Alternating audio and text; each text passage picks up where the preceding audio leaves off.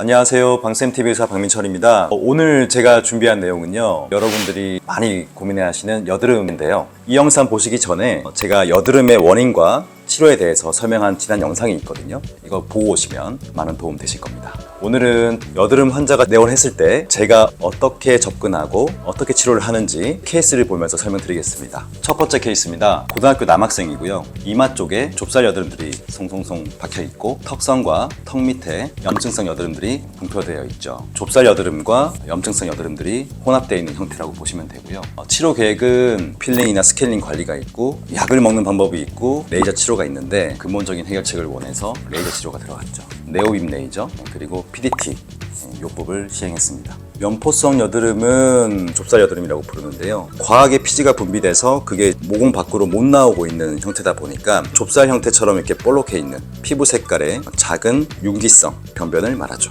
염증성 여드름은 좁쌀 여드름이 개선이 안 되고 방치가 돼서 그 부분에 여드름균이 서식해서 염증을 일으킨 거거든요. 염증성 여드름이 또 치료가 안 되고 방치가 되면 노랗게 하얗게 곰고 그럼 이제 화농성 여드름이고, 그래서 붉은 형태를 띠는데 가운데 골만 있다, 이런 형태가 염증성 화농성 여드름입니다. 이 학생 같은 경우는 턱 주변에 있는 염증을 조금 잡아준다는 목적 하에 항생제를 좀 처방했었어요. 미노신을 2주간 복용했습니다. 그 이후에는 네오빔 레이저를 하고 일주일 뒤에 PDT를 하고 번갈아 가면서 시행하는 계획을 세웠고, 네오빔 5회, PDT 5회 이렇게 해서 총 10주에 걸쳐서 치료를 했습니다. 네오빔 레이저의 원리가 피지선을 파괴해서 여드름이 생기는 그 근본적인 원인을 해결하는 거기 때문에 치료가 끝나고 나서 1년 정도 여드름이 안 나는 거, 그게 이제 이 치료의 효과라고 볼 수 있고, 이 학생 같은 경우는 아직까지 안 오는 거 보면 아마 잘 지내고 있을 겁니다. 이분 같은 경우는 중간 정도의 난이도라고 보면 될 것 같고, 환자분이 평소에 여드름 관리를 어떻게 했느냐, 생활 습관, 수면 습관, 식습관 이런 것들이 조금 더 결과에 영향을 줄 것 같아요.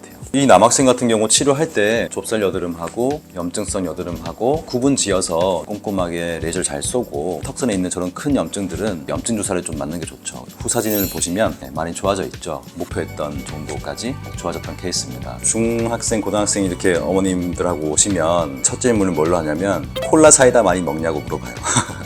당연히 뭐 기름진 음식이나 초콜릿 같은 단 음식들 이런 것들도 염증을 유발하지만 탄산음료가 실제로 염증을 많이 유발하거든요. 학생분들한테는 탄산음료 꼭 줄이라 이렇게 얘기합니다. 로도 포함이죠. 여드름이 덜 나는데 도움됩니다.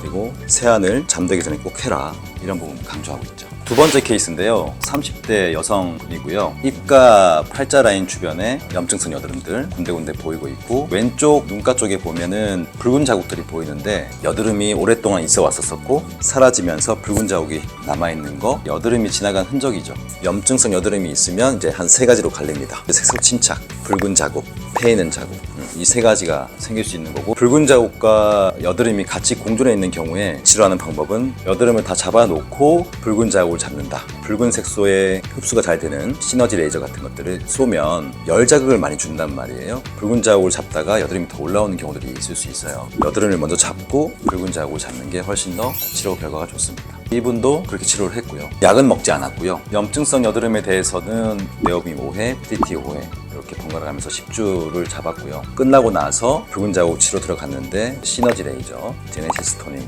이런 것들을 통해서 일주일에 한 번씩 10회 정도, 총 20회가 걸렸죠. 여드름을 잡는 거하고 여드름 붉은 자국 잡는 거 비교해보면 붉은 자국 잡는 게 훨씬 더 치료가 오래 걸리고 어렵습니다. 치료가 길어지다 보면 지친단 말이에요. 좋아질 거라는 믿음을 또 드리고 설명을 잘 드리면 잘 따라올 수 있는데 길게 걸리니까 난이도는 중상 정도 볼 수 있을 것 같습니다. 염증성 여드름 하루 이틀 있다가 컨트롤해서 없어지는 거하고 방치해가지고 일주일, 2주일 뒤에 없어지는 거하고 이렇게 비교해보면 빨리 컨트롤했던 여드름이 흔적이 덜 남아요. 조기에 빨리 컨트롤하는 게 중요합니다.